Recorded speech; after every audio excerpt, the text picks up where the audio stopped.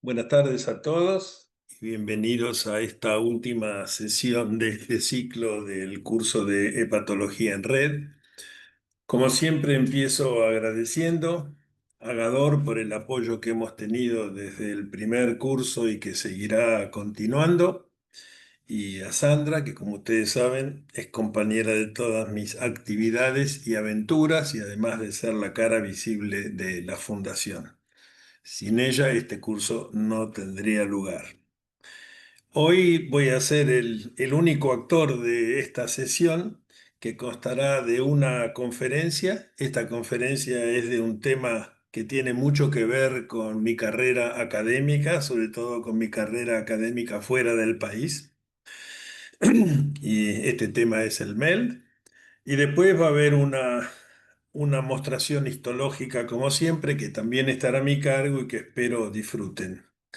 Quiero agradecerles a todos los participantes de Argentina y de todos los otros países, la mayoría de ellos del resto de Latinoamérica, por participar en el curso 2024-2025, y espero que se inscriban para el próximo curso. Aquellos que soliciten el certificado tienen que saber que deben haber participado en el 70% de las sesiones, como aclaramos en el inicio del curso. Y sugiero que le manden un mail a Sandra con su nombre, con el nombre que quieran que aparezca en el certificado, de la forma como ustedes quieran.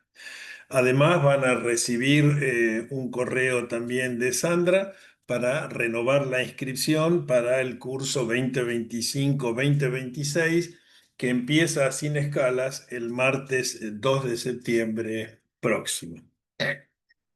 Bueno, vamos a empezar entonces con la conferencia.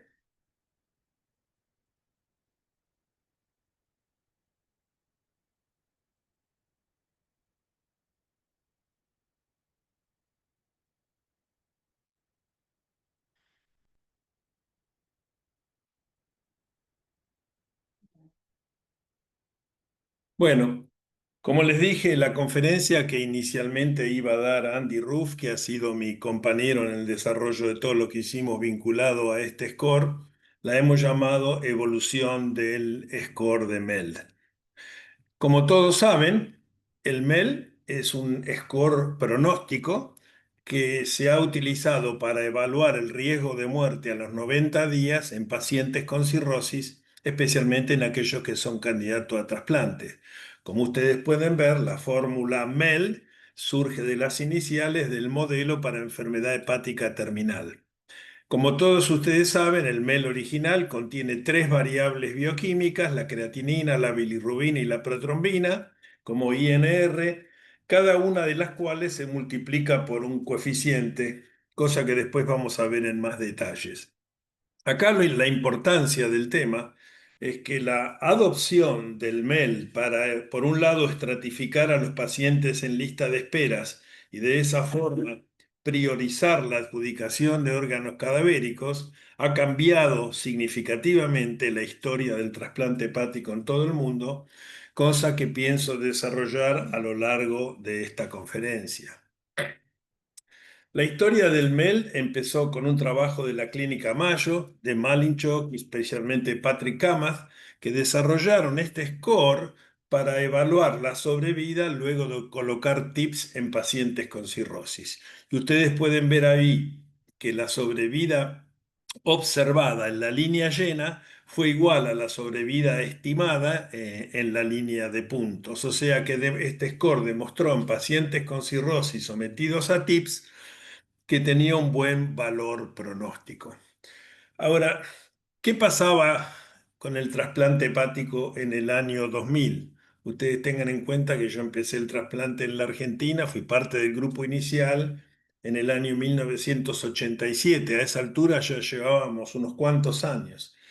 Bueno, en ese momento se empezó a notar una gran expansión de las indicaciones de trasplante, cada vez menos contraindicaciones, especialmente contraindicaciones absolutas.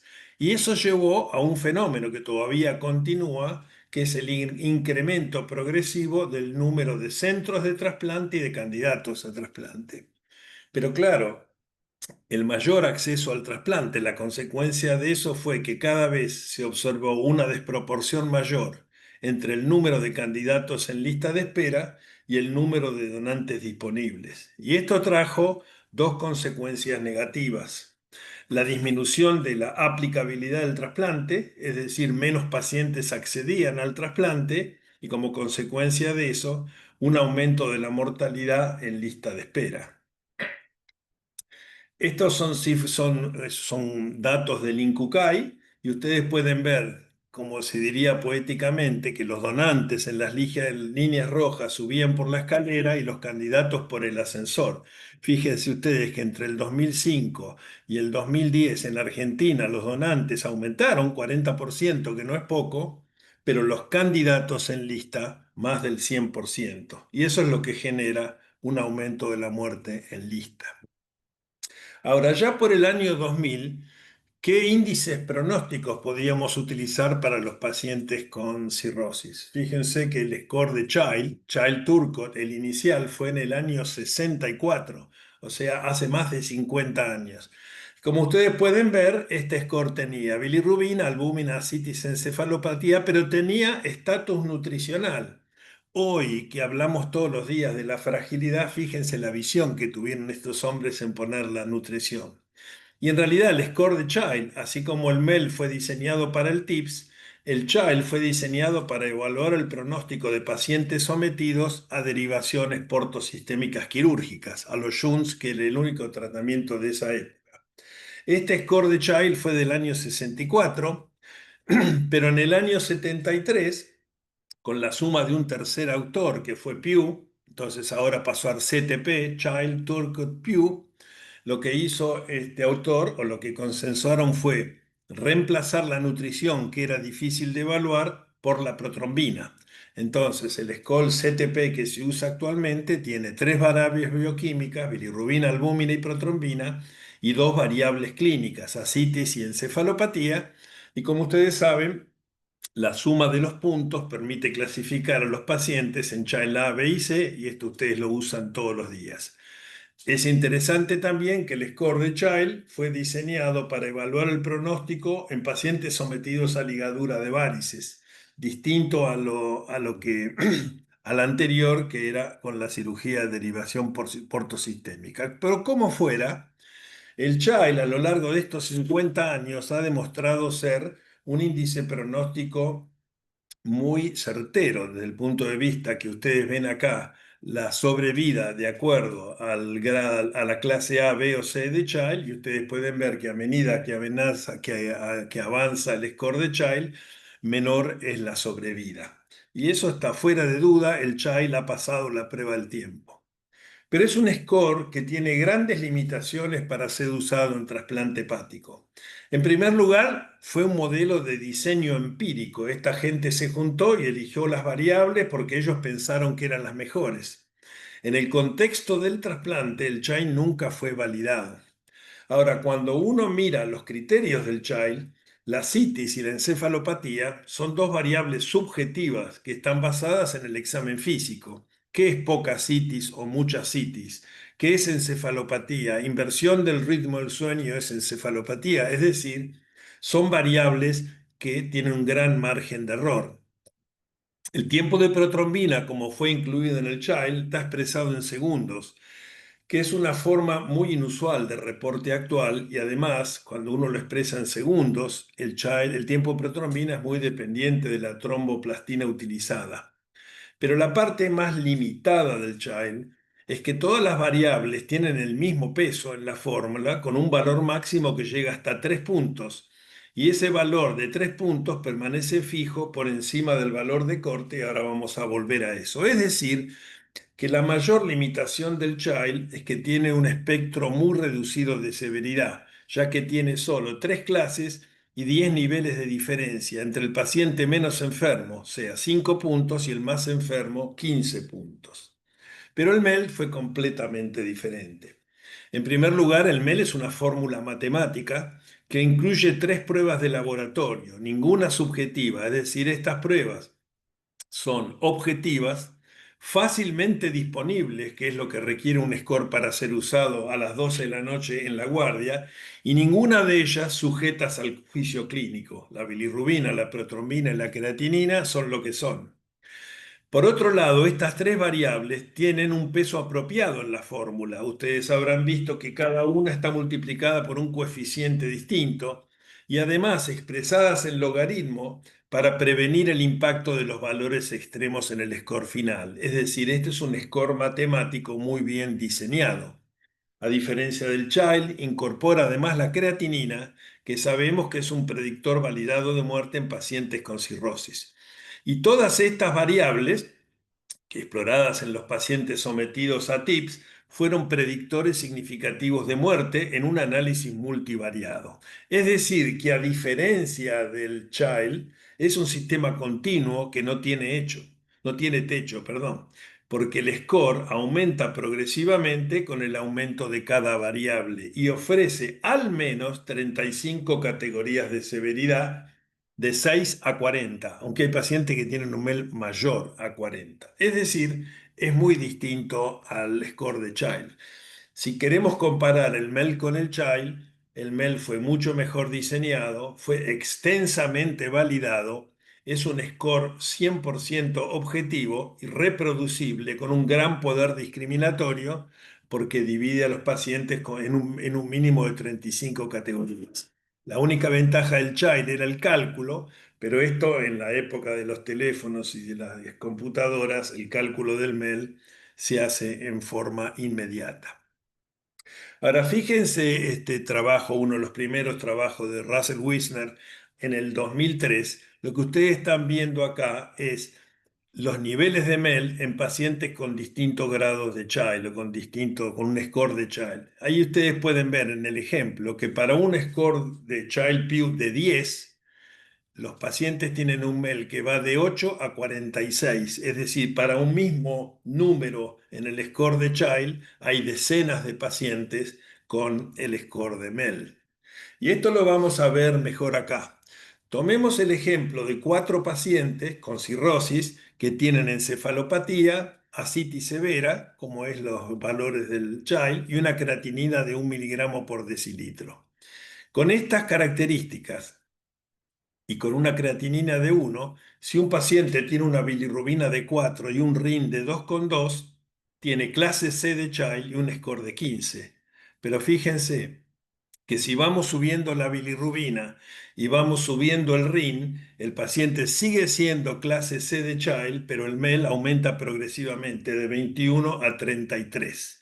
Por eso el MEL tiene un poder discriminatorio muy importante que no tiene el Child, y esta es la principal diferencia. Ahora, en el año 2000, cuando se introdujo el MEL en Estados Unidos, el sistema de distribución de órganos en pacientes con cirrosis, porque las hepatitis fulminantes siempre tuvieron una categoría separada, al igual que los retrasplantes de emergencia, pero había solo 3 categorías basado en el score de Child. Aquellos pacientes que tenían un score igual o mayor a 7, que eran el estatus 3, y después el 2B y 2A, con más de 10 o más de 10 internados en la unidad de cuidados intensivos. O sea, como mencioné antes, el Child ofrecía solo 3 categorías para miles de pacientes con un amplio espectro de severidad. Y lo que pasaba en la era Premel es que el tiempo de espera era un determinante mayor de que un paciente pudiera acceder a un órgano. Ahora, ¿qué pasaba en Argentina en esa misma época? Bueno, teníamos una categoría electiva y una categoría de urgencia. En su clasificación inicial, la categoría urgencia requería internación, pero ustedes saben que para un argentino respetar la categoría, es decir, no internar a un enfermo al pedo, era solo cuestión de querer ayudar. Entonces, por ahí uno internaba a los pacientes para que pudieran acceder a la categoría de urgencia sin que su gravedad lo justificara plenamente. O sea, al igual que en Estados Unidos, el tiempo en lista era el principal determinante de que un paciente pudiera acceder a un órgano, y por supuesto en cada categoría había marcadas discrepancias en la severidad de la enfermedad. En los años previos a que adoptáramos el MEL, por un consenso de la Sociedad Argentina de Trasplante, diseñamos algunos criterios mejores que estos. Una lista de criterios para cirrosis hepatocelular, basándonos, fíjense, en los tres mismos criterios que el MEL, bilirrubina, creatinina y protrombina, y para las cirrosis colestásicas, cuyo estadio final es la ductopenia, se priorizaba más que nada la bilirrubina. Pero esto fue mejor que tener una categoría de urgencia dada por la internación, pero no resistió el tiempo, porque en el año 2000 comenzó lo que yo he llamado la nueva era en trasplante hepático, porque en ese año el Departamento de Salud y de Servicios Humanos de Estados Unidos adoptó lo que se llamó la regla final, es decir, distribuir los hígados de acuerdo a la urgencia médica, minimizando o negando el rol del tiempo de espera en lista. Hoy el tiempo de espera, si dos pacientes tienen el mismo MEL, el que entró antes en lista lo de antes, pero tiene un impacto mínimo. Y además también eliminó el uso de variables subjetivas. Entonces, esa regla final fue the sickest first, trasplantar primero al paciente más enfermo. Y eso llevó a la adopción del sistema MEL para la adjudicación de donantes, lo cual fue un muy buen ejemplo del principio de justicia, que después lo vamos a volver a ver.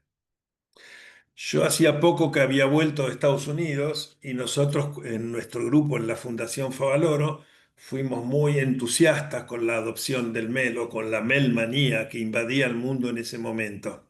Ahí todos estos trabajos, como ustedes pueden ver, presentamos más de 20 trabajos sobre MEL y en todos los congresos en todos los congresos internacionales más importantes de hepatología y trasplante.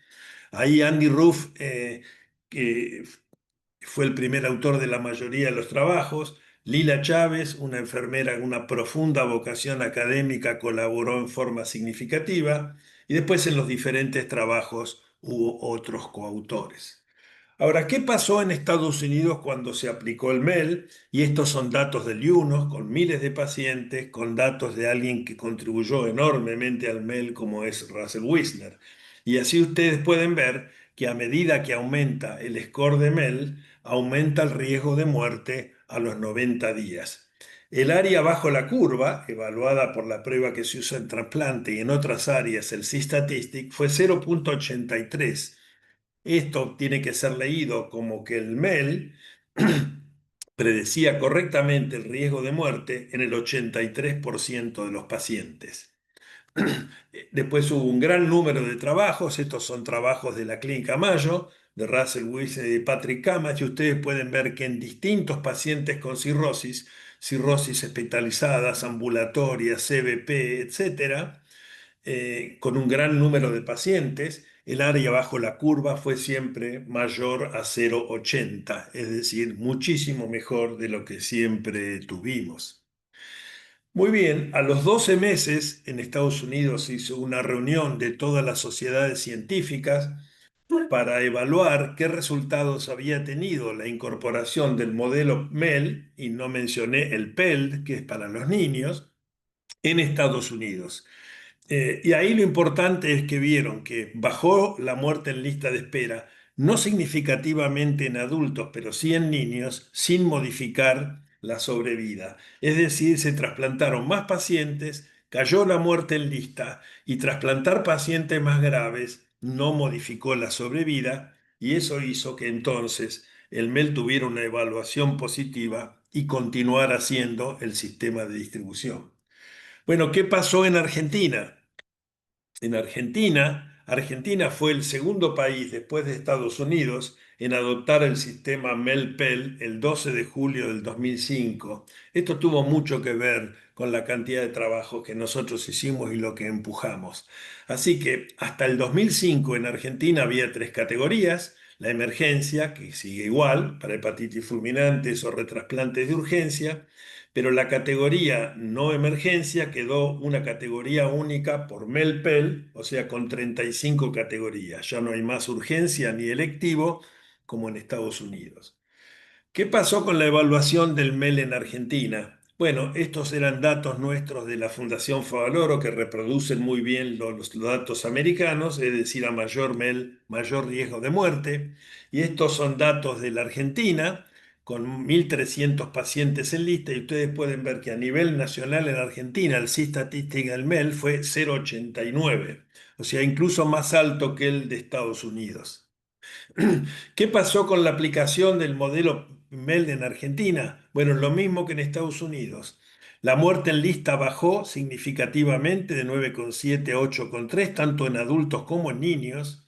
Aumentó el número de trasplantes y no cambió la sobrevida post-trasplante. Es decir, trasplantar de sickest first, los enfermos más enfermos primero, no tuvo un impacto negativo en la sobrevida y por eso se siguió adoptando este MEL por unos cuantos años. Y en este trabajo también sobre datos nacionales podemos ver que la mortalidad en lista de espera, años después, mejoró muy significativamente, validando otra vez la importancia del MEL. Este fue un trabajo que hicimos explorando los primeros 3 años del MEL, del 2005 al 2008, pero lo que me importa mostrarles de este trabajo, que también encabezó Andy, es que en ese momento, en el 2008, el MEL de ingreso a lista y al trasplante era de 24. Hoy, con 24 de MEL no se trasplanta a nadie. Hoy para un grupo cero hay que tener un MEL más de 30, y yo te diría más de 32, y para trasplantar un grupo A hay que tener un MEL cercano a 30. Es decir, que en ese momento había un acceso más fácil al trasplante que el de hoy, probablemente por lo que les dije antes, porque cada vez es mayor el número de pacientes que ingresan en lista sin un aumento correspondido del número de donantes. Ahora, una cosa que mostró muy claramente el MEL, y este fue un gran trabajo del grupo de Bob Miriam, es lo que se llama el beneficio del trasplante. Y lo que están viendo ustedes ahí es la sobrevida que se obtiene en los pacientes trasplantados comparado con la sobrevida de los pacientes que permanecen en lista sin trasplante. Y ustedes pueden ver que hasta en los MEL bajos, digamos MEL de 8 o 10, no hay aumento de la sobrevida con el trasplante comparado con los que no se trasplantan. Pero a partir de 14, 15 de MEL, la sobrevida post-trasplante empieza a ser significativamente mayor que la sobrevida de pacientes en lista. Y esa sobrevida es lo que se llama el beneficio del trasplante. Y esto es muy interesante porque ustedes pueden ver que en el rango de MEL de 14 a 16, el beneficio del trasplante comparado con permanecer en lista es real, pero es bajo. Pero ese beneficio cada vez es más grande. Y cuando llegan a los MEL de 40, el beneficio es enorme. Lo que ocurre que los pacientes que se trasplantan con MEL de 40 generalmente tienen una sobrevida más baja que la de los pacientes con un MEL menor, y por lo tanto ahí el principio de justicia se empieza a superponer con el principio de utilidad, es decir, darle el órgano a aquel paciente que tiene una chance de que el trasplante no sea fútil, y a esto vamos a volver. Nosotros hicimos también una contribución muy importante porque fuimos el primer grupo en el mundo que propuso la utilización del MER ya no en pacientes con cirrosis, sino en pacientes con hepatitis fulminante. Y este fue el trabajo que obtuvo un máximo puntaje en un congreso de la ALTS en Los Ángeles y que ganó el premio al mejor trabajo porque fue una contribución original. Lo que hicimos en ese trabajo, también publicado en el libro Transplantation con editorial, presentando, digamos, nuestra serie incluía 127 pacientes con insuficiencia hepática aguda, adultos y niños, vivos, muertos y trasplantes. Y lo que nosotros observamos es que cuando uno miraba los valores de MEL, los pacientes que sobrevivieron, el 90% tenía un MEL menor a 30, mientras que aquellos que fallecieron, el 93% tenía un valor mayor a 30, sugiriendo que ese podía ser un cutoff a utilizar clínicamente. Sin embargo, la parte más importante es que nosotros comparamos la utilidad del MEL versus los dos criterios más importantes que se usan para establecer el pronóstico de una hepatitis fulminante, es decir, los criterios de Clichy y los criterios del King's. Y como pueden ver acá, el MEL tuvo un área bajo la curva muchísimo más alta y significativamente mayor que los otros criterios. Hoy en día el MEL se usa junto con otros criterios para evaluar el pronóstico en la falla hepática aguda. A algunos les gusta más, a otros les gusta menos, pero estos hallazgos fueron también muy validados. La pregunta del millón desde el año 2000 fue: ¿se puede mejorar el MEL? Esta pregunta fue formulada con insistencia desde la instrumentación del sistema MEL-PEL. Así que históricamente el MEL tuvo club de fans, como fuimos nosotros, pero también detractores, y lo sigue habiendo, como vamos a avalar al final de la conferencia. La respuesta que siempre dimos los cultores del MEL fue: bueno, el MEL no es la panacea, pero tráigame algo que sea mejor. Y yo le puedo asegurar que hasta el día de hoy no hay nada que sea mejor, sino que lo que al día de hoy lo que hay es cómo se ha modificado el MEL, manteniendo el MEL, cosa que vamos a ver en un minuto. Entonces, es obvio que el MEL tiene algunas limitaciones. Primero, porque el C-Statistic es de 0,8, 0,85, es decir, hay un 15-20% de los pacientes en los cuales el MEL puede no reflejar adecuadamente la severidad de la cirrosis. Pacientes que tienen ascitis refractaria y que tienen bilirrubina y protrombina normal, aquellos con fragilidad. Por lo tanto, lo que se planteó como estrategia es, por un lado, mejorar la fórmula del MEL, es decir, agregarle variables pronósticas adicionales a las tres variables iniciales, u otorgar puntos adicionales de MEL, que es lo que se hace, a partir de ese momento se usa rutinariamente. Hubo excepciones como el HCC, el hepato pulmonar y la amiloidosis portuguesa, a las cuales se les da puntos adicionales por rutina, y aquellos que no, hay un comité de expertos que lo puede dar. Es decir, ambas cosas se exploraron: mejorar la fórmula del MEL y otorgar puntos suplementarios. Ahora, ya en los trabajos iniciales, y estas diapositivas son con fondo azul y fueron las originales de esa época, ya los que propusieron el MEL, como Russell Wisner, dijeron: bueno, ¿qué pasará si al MEL le agregamos complicaciones de la hipertensión portal? Entonces le agregaron la citis, las varices, la PBE, la encefalopatía, y como ustedes pueden ver, las curvas rojas son el MEL solo y las curvas lilas es el MEL más la complicación de la hipertensión portal. Y como ven, no hubo ninguna diferencia significativa. En esta tabla ven lo mismo. Por ejemplo, si ustedes toman pacientes hospitalizados, el C-Statistic del MEL fue 0,87. Cuando al MEL le sumaron la citis, la hemorragia digestiva o la encefalopatía, esto no cambió. Y la lectura de esto es que las complicaciones de la hipertensión portal son predictores de la sobrevida a mediano o largo plazo. Es decir, nadie con ascitis se muere a los 90 días salvo que haga alguna complicación.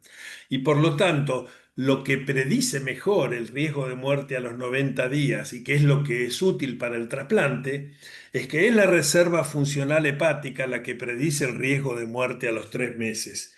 Y esto lo vamos a volver a ver al final cuando yo les diga qué es lo que ocurre hoy con la epidemia de ACLF y lo que empujan los muchachos que la enarbolan.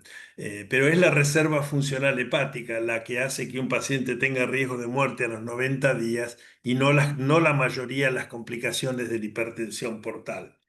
Pero nosotros y muchos otros grupos en el mundo de entrada empezamos a ver si se podía mejorar el MEL. Una cosa que hicimos también en este trabajo que presentó Andy era que, a pesar que la protrombina expresada como INR es menos dependiente de de la tromboplastina que se usa cuando se la expresa en segundos. Recuerden ustedes que yo dije que el Child tenía protrombina en segundos y que eso no era bueno. Pero el INR también tenía sus problemas, porque el uso de diferentes reactivos también se puede asociar a variaciones significativas del INR y del MEL. Entonces, nuestro trabajo fue en 45 pacientes con cirrosis avanzada en lista de espera. Probamos 4 tromboplastinas diferentes con diferente ISI para ver si esto tenía impacto en el INR y en el MEL. Y acá pueden ver que sí, porque como ustedes pueden ver, cuando calculamos el INR con cuatro tromboplastinas diferentes, hubo diferencias significativas y eso también tuvo impacto en el MEL, cosa que se puede ver mejor acá. Usando diferentes tromboplastinas había una diferencia, una mediana de 2 puntos de diferencia, y 2 puntos de MEL en una lista puede cambiar dramáticamente el acceso al trasplante. Y de hecho hubo trabajos en Estados Unidos que le mandaban la misma muestra a 4 o 5 centros y tenían grandes variaciones en el INR y también en el MEL. Pero cuando hicimos lo mismo con el factor 5, podemos ver que no hay diferencias, es decir, que el factor 5 es tromboplastina independiente. Ahora, el factor 5 es una prueba que no se hace de urgencia, que en muchos lugares de Estados Unidos no está disponible y por lo tanto no es muy práctico para reemplazar el MEL. Pero el motivo para no hacerlo también es porque fuera de estas diferencias en el INR y en el MEL, cuando comparamos el MEL y el MEL más factor 5, tuvimos el mismo C-Statistics y ninguna diferencia. Es decir, no encontramos diferencias significativas entre el MEL y el MEL factor 5. Ahora, el gran golpe de nuestro grupo y un motivo por el cual hemos sido reconocidos en todo el mundo fue el MEL sodio, que como ustedes saben es lo que se utiliza en Argentina hasta el día de hoy. Nosotros publicamos nuestro trabajo en Liver Transplantation y ese trabajo salió con una editorial escrita por uno de los inventores del MEL, que es Russell Wisner. Así que les voy a contar brevemente esa historia. Eh, Nosotros pensando en los pacientes con ascitis refractaria que tenían MEL bajo y algunos de los pacientes parecían muy graves, empezamos a ver el rol de la hiponatremia. Y lo que vimos acá es que a medida que el MEL aumenta, fíjense ustedes, la prevalencia de hiponatremia es cada vez mayor y la prevalencia de la hiponatremia es mucho mayor que la de la creatinina en las barras azules.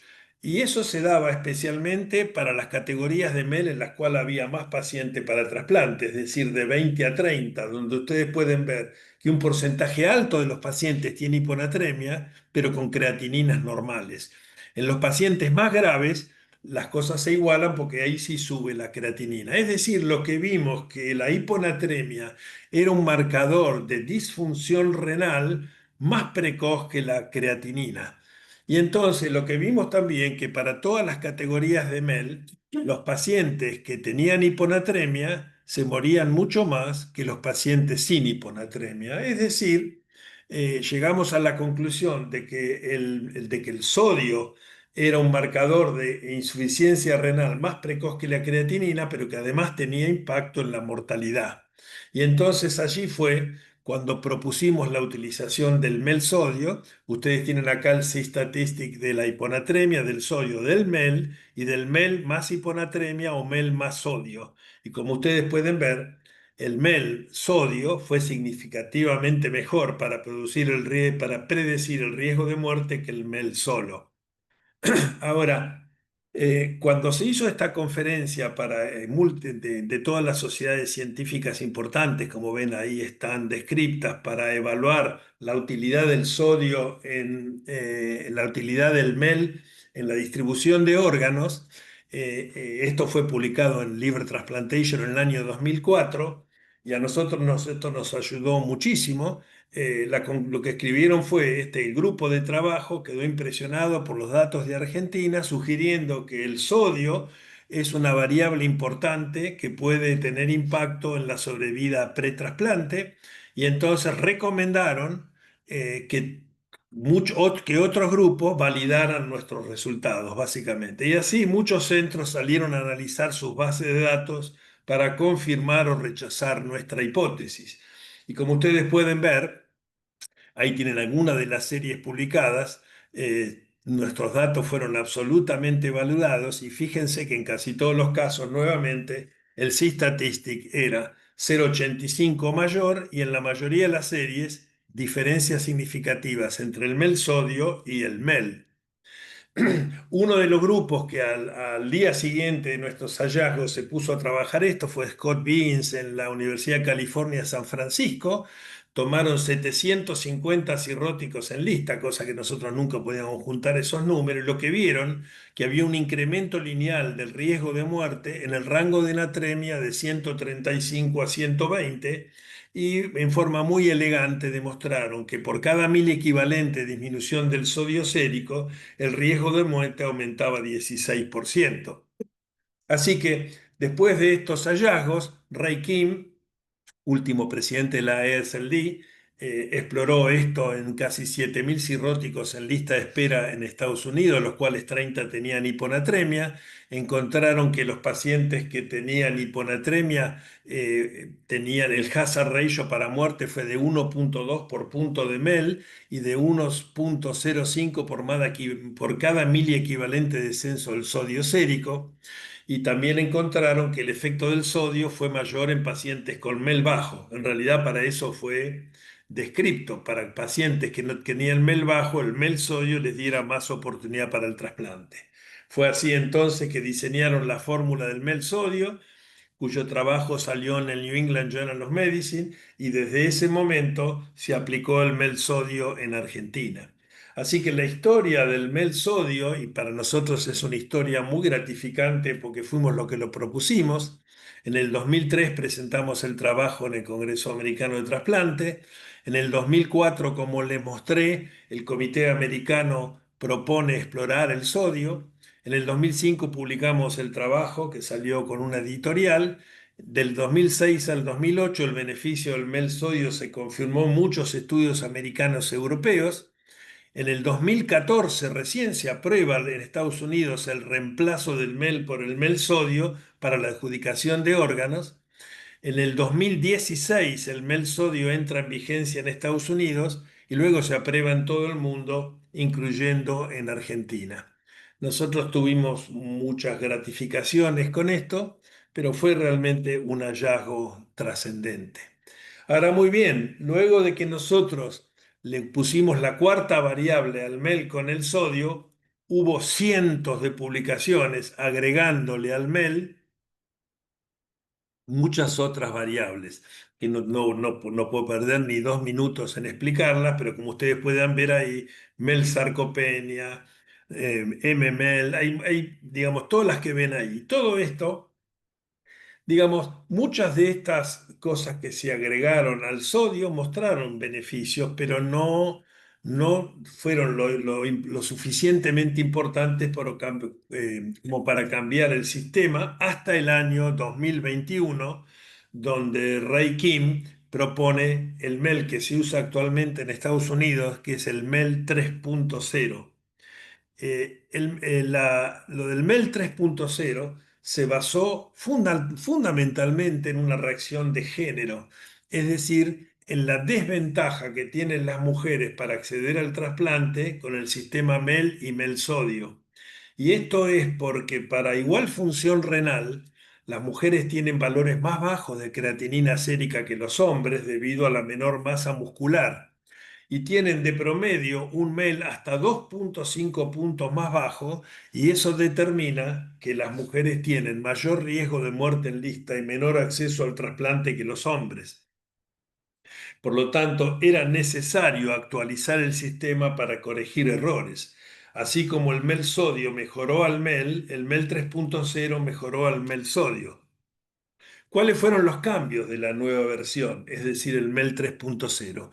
Le agregaron dos variables: sexo femenino, como acabo de describir, y también la albúmina, porque la albúmina es un marcador de muchas cosas: nutrición, sarcopenia, inflamación sistémica y función hepática, y los melalbúminas funcionaron bien y por lo tanto se le agregó a este MEL 3.0. Y además, debido a interacciones entre la bilirrubina y el sodio y entre la albúmina y la creatinina, cambiaron la fórmula dándole nuevo peso a los factores por lo cual se multiplican las variables. Y además el CAP de la creatinina, que era 4 miligramos, lo bajaron a 3. Es decir, más de 3 llevan el mismo valor. Bueno, al igual que en las instancias anteriores, ahí tienen ustedes la fórmula de la nueva fórmula, que esto por supuesto se hace en el teléfono. Y en julio del 2023 en Estados Unidos se reemplazó al mel sodio por el mel 3.0. Todavía en Argentina esto no se ha instrumentado. Ahora, ¿cómo se validó el MEL 3.0? Bueno, muy parecido a lo que pasó con el MEL sodio, es decir, estudiaron la sobrevida 90 días en 30.000 pacientes en lista de espera del IUNOS en Estados Unidos. Lo que vieron que hubo una disminución del riesgo de muerte en lista, discreta pero significativa, que con el MEL 3.0 se pudo reclasificar a los pacientes que habían fallecido en lista, es decir, 12% una categoría superior, 3 a una inferior, con una ganancia neta del 10%, fundamentalmente en mujeres. Y como ustedes pueden ver, el área bajo la curva fue apenas mejor, 0.869 versus 0.862 del MEL sodio, pero con 30.000 pacientes es difícil que una P no dé significativa. Así que el MEL punto cero fue al MEL sodio como MEL sodio al MEL, cada vez mayor precisión. Por lo tanto, si uno tuviera que decir qué pasó con el MEL, podemos decir que ha tenido 2 décadas de vigencia. Desde el 2000 hasta el 2023, MEL sodio, MEL sodio y ahora MEL 3.0. Y esto simplemente para mostrarles esto como introducción a lo que voy a hablar ahora para terminar esta conferencia. Cuando miramos el MEL sodio, el MEL 3.0, pueden ver que en todos los estudios de registro el C-statistic fue mayor de 0.8, 0.83 para el MEL. Fíjense que en Estados Unidos la diferencia entre MEL sodio y MEL fue baja, 868 versus 858, nada, pero con P significativa, y lo mismo pasó con el MEL 3.0. En Argentina, a nivel nacional, es decir, con datos del INCUCAI, el MEL fue 0.89 y el MEL sodio 0.86, es decir, en ambos casos muy significativa. ¿Por qué les muestro todo esto? Les muestro todo esto porque actualmente hay un cuestionamiento del MEL por lo que a mí se me ha dado en llamar los cultores del ACLF, que como ustedes saben es una sigla que corresponde a Acute on Chronic Liver Failure o falla hepática aguda sobrecónica. Estos autores, que son muchos y muchos conocidos, sostienen que el MEL y el MEL sodio no son lo suficientemente sensibles o precisos para predecir la sobrevida en pacientes con ACLF, especialmente con lo que se llama ACLF3, que tienen varios fallos de órgano. Ustedes saben que para el pronóstico del ACLF se usa el CLIF y el CLIF ACLF, y ellos sostienen que estos scores deberían usarse para establecer el pronóstico, para la priorización en lista de espera y para el timing ideal del trasplante. O sea, dejar de usar MEL, que los castiga, y cambiarlos por el CLIF o el CLIF-C ACLF. No existe ninguna duda, porque estos son trabajos europeos muy sólidos, sobre el valor pronóstico del CLIF-C.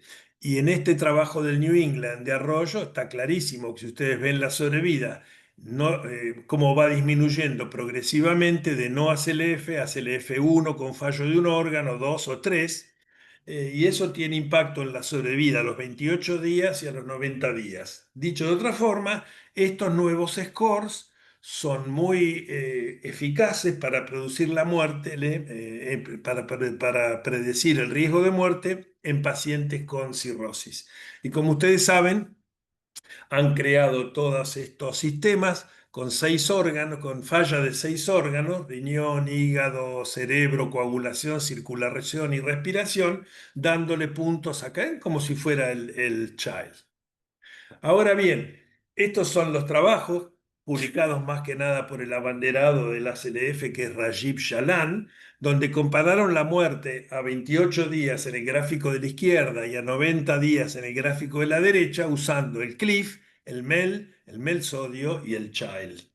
Entonces, más allá de que ese gráfico ustedes no lo van a ver bien, sí hay cosas que llaman la atención. Primero, que el área bajo la curva del cliff es baja, es menor de 0.8, y menor de 0.8 significa que clínicamente no es muy útil.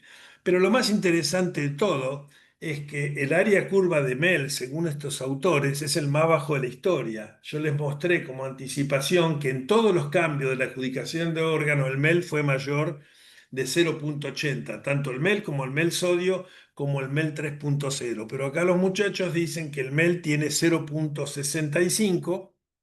Y entonces, en base a esto, las conclusiones de estos trabajos que están publicados en el New England o en Gastroenterology dicen que el MEL y el MEL sodio subestiman el riesgo de muerte porque no incluyen en su fórmula el fallo de órganos extrahepáticos.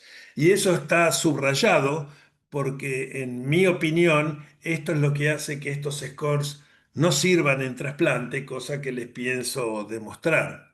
Más aún, mirando la base de datos de IUNOS con 100.000 pacientes, estos autores dicen que en pacientes con ACLF3, que son los de la derecha, hay un porcentaje alto, el de las curvas negras y azules, que tienen un MEL menos de 30. Es decir, que estos pacientes con ACLF3 tienen un alto riesgo de muerte con un MEL bajo y por lo tanto el MEL no sirve. Entonces, ¿cuál es lo que dicen? Que el MEL y el MEL sodio, como mostré antes, subestiman el riesgo de muerte. Ahora, muy bien, Rajiv Jalan escribió ayer, en el 2020, algo que en mi opinión eh, desafía las buenas prácticas de la hepatología. ¿Qué puso Rajiv Jalan?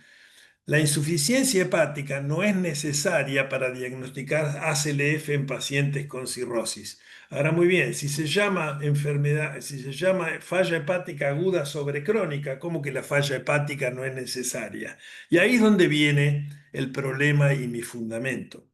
¿Por qué? Porque históricamente, desde que el trasplante existe, ha existido una sola contraindicación absoluta, que es el fallo multiorgánico, porque en el fallo multiorgánico uno le cambia el hígado y no cambia nada. Es decir, el fallo multiorgánico ha sido históricamente la principal contraindicación de trasplante, tanto en cirrosis como en falla hepática aguda. Y por lo tanto, los scores como el CLIF o el score americano, que es de un consorcio americano, pueden ser más útiles para contraindicar el trasplante que para indicarlo, especialmente con MEL bajo, y ahora yo lo voy a fundamentar. El trasplante tiene un balance entre dos principios éticos. El principio de justicia, que ya lo expliqué cuando hablé del MEL, de Sick is First, trasplantar primero al más enfermo. Es decir, para el principio de justicia, el criterio primario de la distribución de órganos es la urgencia, o sea, la severidad de la enfermedad. El más enfermo primero. Pero también hay un segundo concepto que es muy difícil de aplicar, pero que tiene validez porque los donantes son un recurso público y es un recurso escaso, que como les dije, cada vez más escaso. Y por lo tanto, el concepto de utilidad dice que uno debe adjudicar los órganos preferentemente a los pacientes que tienen mayor chance de éxito con el trasplante. Es decir, lo que uno debe hacer es evitar la futilidad. La futilidad, o sea, sería un trasplante al pedo, digamos, un trasplante que uno hace y que no cambia nada, es difícil de definir. Algunos lo definen por sobrevida al año. La definición más usada es la de que cuando la sobrevida a los 5 años es menor del 50%, ese es un trasplante fútil. Y en lugares como Inglaterra tienen consenso de que en algunos momentos ya es tarde para el trasplante. Ahora bien, ¿cuándo se contraindica entonces un trasplante? Conceptualmente, uno tiene que contraindicar el trasplante cuando la condición del paciente no parece reversible al normalizar la función hepática. Es decir, el trasplante se hace en pacientes donde la falla principal es el hígado. Y entonces, cuando uno usa el MEL para adjudicar los órganos, y tomemos ahora las 6 complicaciones del CLIF. Hígado, riñón y coagulación, obviamente las tres están en el MEL, porque tiene bilirrubina, creatinina y INR. Y la cuarta, que es el cerebro, de alguna forma también, porque la mayoría de los enfermos con MEL alto tienen encefalopatía. Pero lo que no incluye el MEL, y ahí va mi punto, es la falla circulatoria y la falla respiratoria. Entonces la pregunta es, si un paciente con ACLF tiene un MEL bajo, ¿de qué se muere? ¿Se muere del hígado o se muere de falla circulatoria y respiratoria? Segundo, ¿Todos los fallos de órganos son reversibles con el trasplante? Nosotros sabemos que el hígado sí, sabemos también que la encefalopatía también y sabemos también que la falla renal también, requiera o no diálisis. Entonces la pregunta es, ¿la combinación de un CLIF-C elevado con un MEL bajo sirve más para indicar o para contraindicar el trasplante, en el sentido que si un paciente tiene una falla circulatoria o respiratoria severa, uno le cambia el hígado y eso no revierte? Y acá pueden ver entonces en los pacientes trasplantados por ACLF3 cuáles fueron los predictores de futilidad, es decir, entendiendo de trasplantes que se hicieron y a pesar de un buen órgano el paciente fallece.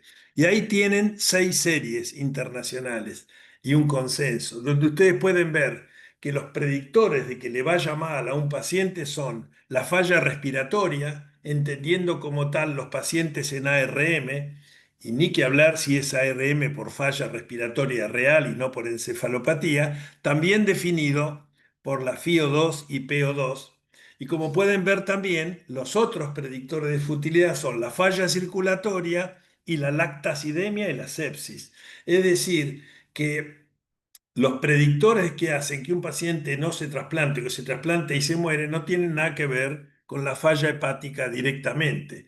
Y en el año 2021 se hizo un consenso sobre futilidad en trasplante con la participación de expertos de todo el mundo, y ustedes pueden ver que el ranking de puntos para postergar o contraindicar el trasplante hepático es la falla respiratoria, la circulatoria y la metabólica. Es decir, fallas que no claramente son revertidas con el trasplante. Pero como les dije, los ingleses siempre miran esto en forma distinta a todo el mundo. Y este trabajo reciente de Bernal, que es un experto en falla hepática aguda, han publicado un programa piloto siguiendo los consejos del Club del ACLF, un programa piloto en el Reino Unido del cual participan 7 centros desde el año 2021 para hacer los que aconsejan, es decir, priorizar en lista a los pacientes con ACLF3 internados en terapia intensiva. Hasta el momento actual tienen 52 registrados. Como pueden ver, ARM en el 62%, vasopresores en el 85%, diálisis en la enorme mayoría. O sea, todos pacientes con fallo multiorgánico. Se trasplantó el 80% con resultados buenos, porque es 77% al año en pacientes muy graves. Ahora, si lo que se propone es cierto, algunos de estos pacientes deberían haber tenido MEL bajo, o sea, ACLF alto con MEL bajo. Pero eso no es lo que ocurrió, porque el MEL promedio de estos enfermos fue 39 y el MEL más bajo fue 35. Entonces acá no apareció ningún paciente de los que reclama el club del ACLF que se mueren con MEL bajo. Todos estos pacientes tenían 35 a 40 de MEL, lo cual quiere decir que tenían falla hepática y o renal severa. Por lo tanto, mi visión sobre la utilidad de los índices de ACLF en el contexto del trasplante hepático, y yo esto lo he dicho en todos los escenarios del mundo y lo voy a seguir discutiendo, es que los scores basados en el número y severidad de los fallos de órganos extrahepáticos, que son lo que mira el CLIF, como les dije, al punto que Yalan ha publicado que no se requiere la falla hepática, son buenos predictores del riesgo de muerte, pero no siempre de la aplicabilidad del trasplante, especialmente en pacientes con valores bajos de MEL. Repito, un paciente con un CLIF SOFA alto y un MEL bajo, en mi opinión, no se está muriendo del hígado y por lo tanto no revierte un trasplante. Por lo tanto, en mi opinión, no existen elementos convincentes para cambiar el sistema de adjudicación de órganos u otorgar puntos suplementarios de MEL a pacientes con ACLF según el CLIF SOFA. Así que termino con algo que empecé, la pregunta del millón: ¿puede mejorarse el MEL?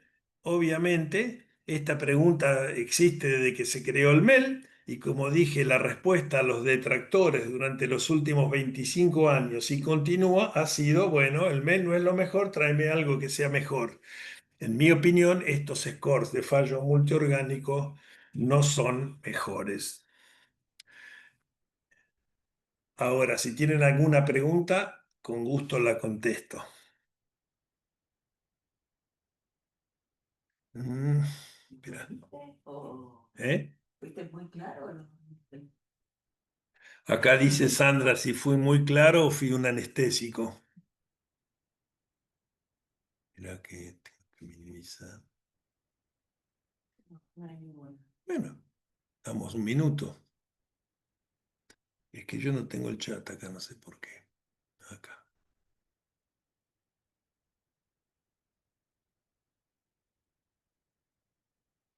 Muy claro.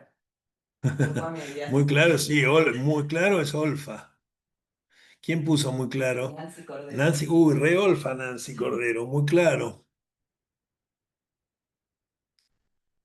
Bueno, yo entiendo que el MEL es un tema muy ligado al trasplante, pero para todo paciente, para todo médico que atiende pacientes con cirrosis, conocer el MEL es importante. Yo lo que he tratado de hacer es resumir además la historia, porque nosotros fuimos partícipes muy importantes de la historia. Y si bien yo le había dicho a Andy que hablara de esto, él no podía, a mí me resultó gratificante hacerlo. Bueno, entonces, como no hay pregunta, vamos a seguir. ¿Eh? Son los flores que tiran. Solo flores, me quedó claro. Bueno, no importa. Muy Ya, bien. ya tengo muchas millas, así que a mí no me afecta esto para nada. Bueno, muy bien. Entonces, ustedes esto ya lo hemos dicho. Ahora vamos a ir a la mostración. Esto yo siempre lo pongo como primer slide porque los que no revisaron esto, todo este material, todo este mini curso de anatomía patológica lo tienen en el material del 2023-2024, donde dimos conferencia de todos los tópicos que ustedes ven ahí y que cubre la mayor parte del espectro de la histología hepática. Muy bien, entonces lo que hicimos este año fue esta nueva actividad en la cual yo muestro una microfotografía, ustedes opinan por el chat y después, después hacemos una muy breve revisión del tema. Entonces, la pregunta sería, ¿sobre qué parte del hígado está tomada esta microfotografía? Lo que no tengo es el chat. ¿Por qué no lo tengo? No bajo a más. Por chat. No tengo nada abajo. Ponte lobulillo, lobular. Laura Martínez, lobulillo. ¿Cómo hago para ver el chat? Ahí está el chat. ¿Encontraste? Sí, Anda, baja, baja por ahí. pero me desapareció la imagen. Ahí, baja. Ahí está. Lobulillo, lobulillo. Bueno, entonces, Laura Martínez, re olfa Laura Martínez. Por suerte está equivocada, así que aprendí. Si aprendió conmigo, aprendió mal. Lobulillo, lobulillo, lobulillo, lobulillo. Bueno, muy bien. No sé por qué no. Lobular, pone ahí. Sí, pero no puedo, no me abre la. Está con una manito. ¿Eh? Ahí está la fecha. Bueno, ¿sobre qué parte del hígado está tomada esta microfotografía? Bueno, esto que están viendo acá es epitelio biliar, por lo tanto, y esto acá es un septito, por lo tanto, esto es un espacio porta. Lo que están viendo es el espacio porta y la zona uno del acino, o zona uno o zona periportal. Muy bien. La siguiente pregunta es, ¿existen hallazgos patológicos significativos en esta microfotografía?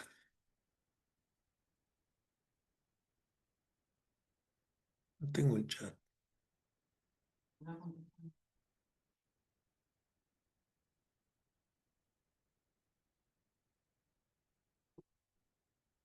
Que no tengo el. estás grande. Podés achicarlo. ¿Achicar qué? Está como. No sé qué es esto. No sé, no responde. Bueno, si querés te voy. ¿Quieres venir acá? No, ya está. Bueno, ¿alguno contestó algo? Bueno, no importa. Espacio porta no bien definido. No, pero eso ya está. Eso ya lo dijimos. ¿Existe algún hallazgo patológico? Esta es difícil, ¿eh? No es fácil. justamente para que vean eso. Entonces, no avanza tampoco.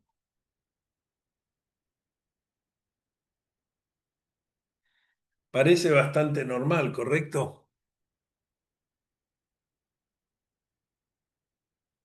Bueno, y ahora,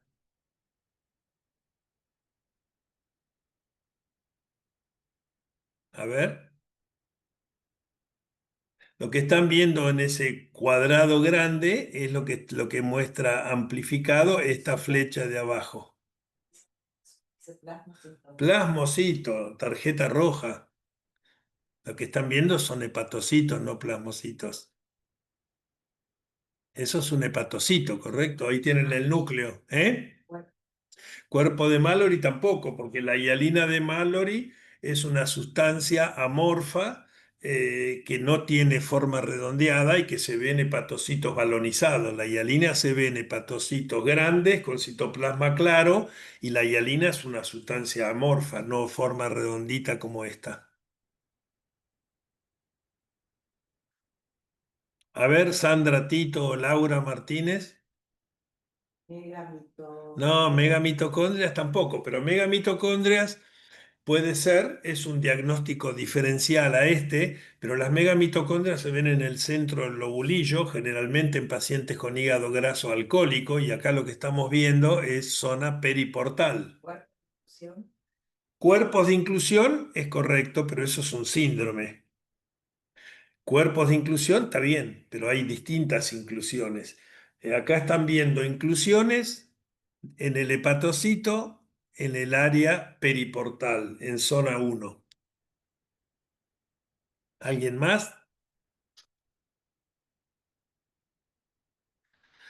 Muy bien, esas son inclusiones eosinofílicas en los hepatocitos periportales, lo cual esto es sugestivo de deficiencia de alfa-1 antitripsina. Hay, bueno, tarde. Hay distintas inclusiones. Uno tiene inclusiones de glucógeno, uno tiene inclusiones de virales en pacientes con herpes, pero las inclusiones de alfa-1 antitripsina son inclusiones eosinofílicas que están en hepatocitos periportales y que son, como siempre, son difíciles de diagnosticar. Por eso en una hematoxilina es muy fácil no verlas, es decir, es muy común en pacientes con deficiencia de alfa-1 antitripsina que si uno hace una biopsia hepática y no hace coloraciones especiales, que esto pase desapercibido. En los que tenemos experiencia en el microscopio, a veces basta ver una para después ver 100, pero esa una, si uno presta atención, se pasa muy rápido. Entonces, el concepto es este, que las inclusiones de alfa-1 antitripsina son difíciles de ver en la hematoxilina. Y acá tienen otro ejemplo, una hematoxilina y eosina en las flechas negras. Ustedes ven cómo hay múltiples inclusiones pequeñas en esos y cuando uno los ve a mayor aumento, se ven mucho mejor. Entonces, ¿cómo se diagnostica histológicamente la deficiencia de alfa-1 antitripsina? La alfa-1 antitripsina es químicamente una glicoproteína, es decir, es una proteína que tiene cadenas laterales de hidratos de carbono, tiene hidratos de carbono. Cuando uno hace una tinción de PAS, el PAS tiñe los hidratos de carbono del hepatocito, que en un 90% de la situación se debe al glucógeno, que es, digamos, lo que uno espera en una célula hepática. Ahora bien, cuando uno digiere el glucógeno con una enzima llamada diastasa o con un buen salivazo al preparado, porque la saliva tiene altas concentraciones de diastasa, la diastasa digiere el glucógeno.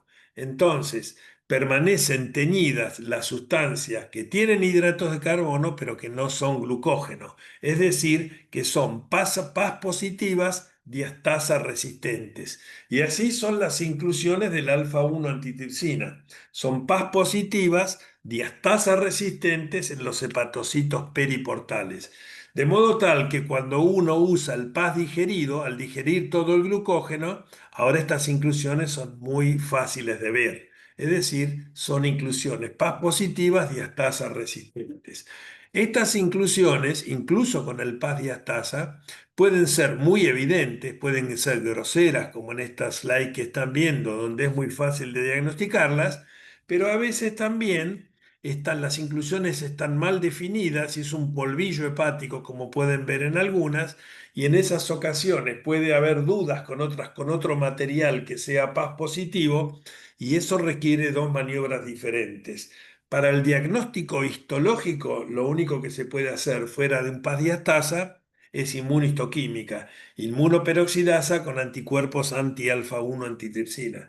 Pero ustedes saben a esta altura que la única forma de hacer diagnóstico de certeza de la deficiencia de alfa-1 y saber si es homocigota o heterocigota es hacer un fenotipo. Pero hoy estamos hablando de histología y por lo tanto, si uno usa inmunohistoquímica, acá pueden ver en la foto de la derecha, esto es un septo y pueden ver cómo el alfa-1 está en los hepatocitos periportales. Y en la foto de la izquierda, que es a mayor aumento, se ve como en cualquier inmunohistoquímica se refleja claramente esta condición.